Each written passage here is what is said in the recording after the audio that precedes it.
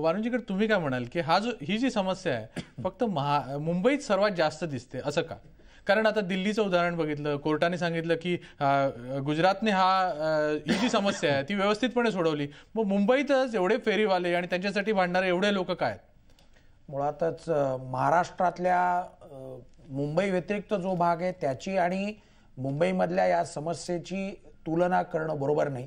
त्याचप्रमाणे दिल्ली किंवा अहमदाबाद सारख्या शहरांची देखील मुंबईबरोबर तुलना करणं बरोबर नाही आहे.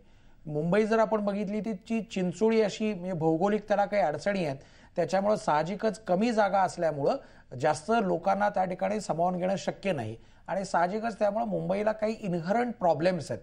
म्हणूनच या शहराची आणि अन्य शहराची तुलना करता येणार नाही. पण तरी देखील मूळ तत्व असं असतं की अशा प्रकारे जर सामान्य नागरिकाला जर का या फेरीवाल्यांचा जर त्रास होत असेल, take a case of a फुटपाथचं उदाहरण जर दिलं तर कुठल्याही रेल्वे स्थानकाच्या तिथून बाहेर जाण्यासाठी येण्यासाठी जो रस्ता आहे त्या ठिकाणी कदाचित रिक्षावाल्यांची गर्दी असते, त्या ठिकाणी फेरीवाल्यांची गर्दी असते किंवा जे काही अनधिकृत लोक असतील त्यांची देखील तिथं गर्दी असते. त्यामुळे साहजिकच जो सामान्य नागरिकाचा जो मूलभूत अधिकार आहे की जो अतिशय मुक्तपणे त्या फुटपाथवरून तो फिरला पाहिजे, त्या अधिकाराचा जर भंग होत असेल तर मला वाटतं याच्यावरती निश्चितपणे उपाय शोधणं आवश्यक आहे. दोन्ही अधिकार आपल्याला तपासून बघितले पाहिजेत. एका बाजूला हे जे मुठभर असणारे जे फेरी विक्रेते आहेत किंवा जे फिरते विक्रेते आहेत, ज्याला आपण हॉकर्स म्हणतो, त्यांचा काही अधिकार, ज्यांचा जीवन जगण्याचा अधिकार, त्यांचा उद्योगधंदा करण्याचा अधिकार, आणि दुसऱ्या बाजूला अख्खा समाज की ज्या समाजाला याच्यापासून जर का काही तोटा होत असेल तर त्या दोन्ही अधिकारांमध्ये तुलनात्मक कुठला अधिकार मोठा आहे हे बघितलं पाहिजे. दुसरा भाग याच्या बरोबरीने महत्वाचा येतो की मुंबईसारख्या ठिकाणी हे का जाणवतं विशेष करून, कारण मुंबईमध्ये बीएमसीकडे असणारे जे काही पॉवर्स आहेत त्या या बीएमसी ऍक्टच्या अंतर्गत येतात, म्हणजे मुंबईचा जो कायदा आहे त्याच्या संदर्भातून येतात. मात्र जर धोरण जर बघितलं तर धोरण हे राज्य सरकारचं धोरण आहे आणि आता केंद्र सरकारचं असणारं धोरण जे काही आहे ते राज्य सरकारने काम करावं लागणार होता तो मुद्दा आणि त्याची अंमलबजावणी करण्याकरता बीएमसीची असणारी इच्छाशक्ती, या तीनही गोष्टी जर का एकत्र सुसंगतपणे जुळून आल्या तरच मला वाटतं की सामान्य नागरिकाला या फुटपाथवरती सुसह्यपणे फिरता येईल असं मला वाटतं.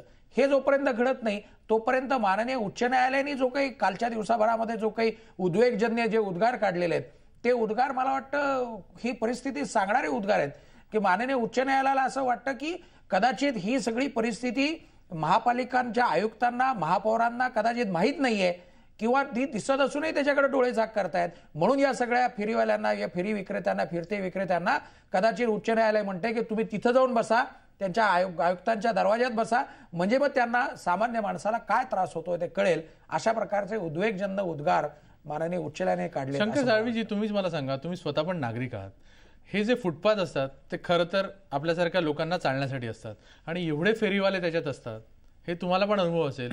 मग तुम्ही स्वतः नेते आहात फेरीवाल्यांचे, तुम्ही का काय करत नाही युनियन तर्फे? ठीक आहे, राज्य शासन आणि जो वाद आहे बीएमसीचा तो असून दे, पण तुम्ही जसं म्हणतात की मुठभर फेरीवाले जर खरे आहेत आणि बाकी जर इलिगल असतील, मग तुमची युनियन म्हणून आणि तुमचं कर्तव्य म्हणून तुम्ही त्यांच्यासाठी, त्यांना काढण्यासाठी तुम्ही नक्की काय करता?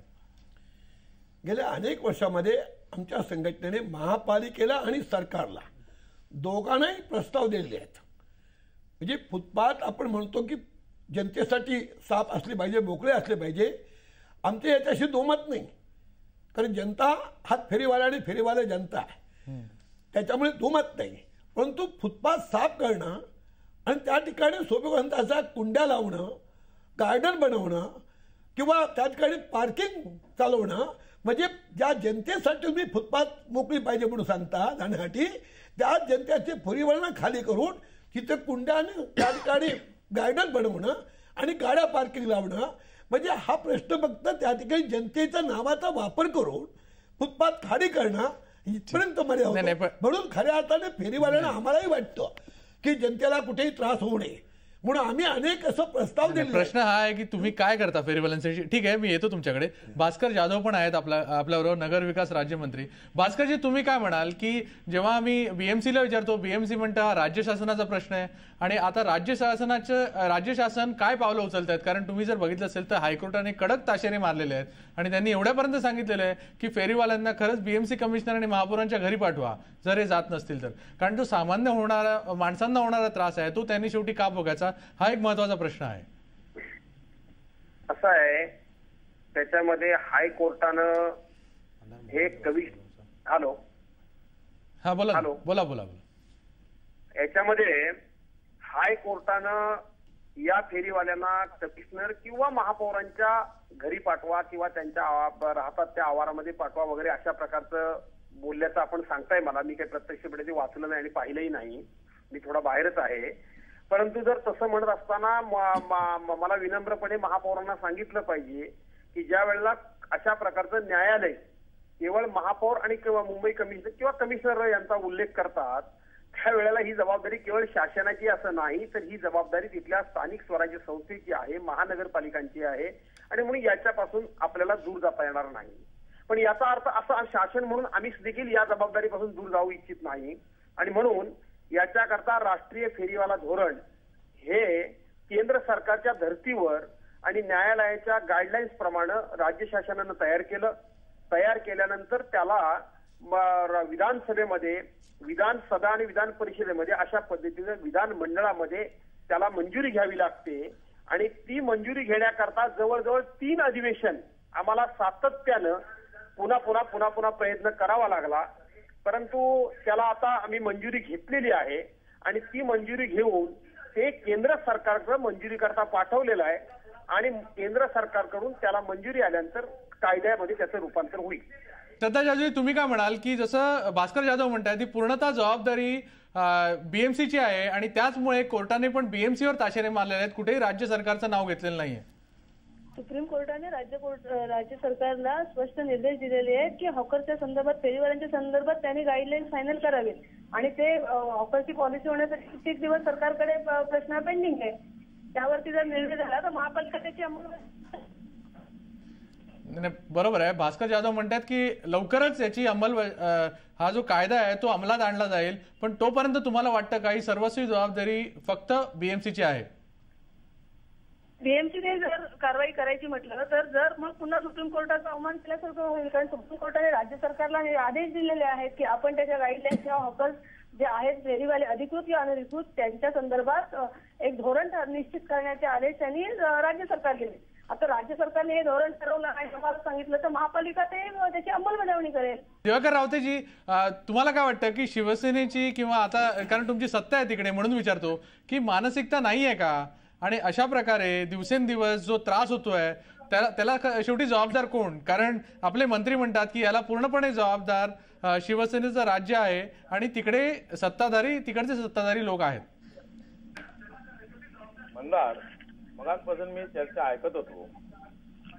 एक म्हणजे भास्कर जाधव हे किती प्रामाणिक असले ते दुर्दैवाने धोरणाच्या बाबतीमध्ये ते अपंग आहेत विचाराने, याचं कारण त्यालाही माहिती आहे. त्याने असं सांगितलं की हे अधिवेशन बिल थांबलं होतं ते मीच अडवलं होतं, चर्चेसाठी अडवलं होतं.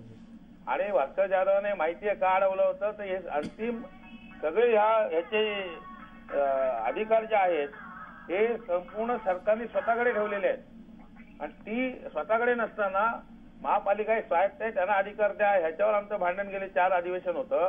शेवटी बहुमताच्या जोरावर ते विधेयक मंजूर करून घेतलं आणि फेरीवाले झोन कुठले असावेत, फेरीवाले कुठे बसावेत हे सरकारला विचारल्याशिवाय महापालिकेने करू नये अशा प्रकारचा कायदा मंजूर करून घेतलेला आहे. तो येणार आहे त्यावेळी जबाबदारी सरकारचीच राहणार आहे. आता अशी परिस्थिती या कायद्यामध्ये आहे. मी म्हणत होतो की स्वायत्त द्या. नंबर 2, भास्कर जाधव असं म्हणाले की महापालिकेने आमच्याकडे प्रस्ताव पाठवावा, आम्ही त्यांना सिक्युरिटीचे अधिकार द्यायला आहे. भास्करराव, मला एक कळत नाही, नगरविकास कोणत्या अधिकारात हे अधिकार देणार? पोलीस निर्माण करता येतील का महापालिकेला? हा पोलिसी अधिकार आहे, तो महापालिकेच्या सिक्युरिटीला देता येणार नाही. कारण गुन्हे नोंदवण्याचा अधिकार पोलिसांवर आहे, न्यायालयीन कामकाज करण्याचा अधिकार पोलिसांवर आहे आणि त्या बाबतीमध्ये इंडियन पिनल कोड प्रमाणे पोलिसांना कारवाई करावी लागणार आहे. पण पोलीस बळाचा वापर बरोबर असल्याशिवाय मुंबई महानगरपालिका ह्या फेरीवाल्यांना हटवू शकत नाही. हा महत्वाचा भाग आहे. आणि त्याच्यानंतर सर्वात महत्वाचा भाग असा आहे की मुंबईत येणारे जे लोंढे आणि ते फेरीवाले सगळे बसतायत, खास करून युपी आणि बिहारवाले, त्यांच्या बाबतीत सरकारचं जे लवचिक धोरण आहे आणि त्यांना आठवल्याचं आपल्याला आक्रंदन होईल अशा प्रकारची जी भूमिका आहे सरकारची, ही उघड आहे भूमिका. ती भास्करराव ही आमच्या माहिती आहे त्यांना, त्यांचा नाईलाज असेल कदाचित. आणि म्हणून मग हे मुंबई महानगरपालिकेमध्ये ज्या मर्यादा निर्माण केलेल्या आहेत कारवाईच्या, पोलीस द्यायचेच नाहीत, दिले तर पुंजे द्यायचे, ही जी परिस्थिती निर्माण झालेली आहे. म्हणून सरकारला महापालिकेबरोबर विश्वासात घेऊन निर्धार करावा लागेल, पोलीस बळाचा वापर करावा लागेल आणि लोकसंख्येच्या 10% फेरीवाले असले पाहिजेत अशा प्रकारचा जो आता कायद्यात तरतूद आहे सुप्रीम कोर्टाने दिलेली उच्च न्यायालयाने सर्वोच्च न्यायालयाने ती कशी काय पाळणार या संदर्भातही मार्गदर्शन मुंबईच्या बाबतीमध्ये सरकारला करावं लागेल. अत्यंत ह्या चर्चेत सगळ्या गोष्टी आणू शकत नाही, फार कमी वेळ असतो. परंतु या विधेयकावर मी 2.5 तास ते 2 तास या विधेयकावर पूर्ण चर्चा केलेली आहे. रावतेजी माझ्या मताचे होते, पण सरकारच्या धोरणापलीकडे ते करू शकले नाहीत. ते किती प्रामाणिक असले ते दुर्दैवाने सर्वच त्यांना प्रामाणिकपणे वळवता येत नाही, आमचं दुःख आहे.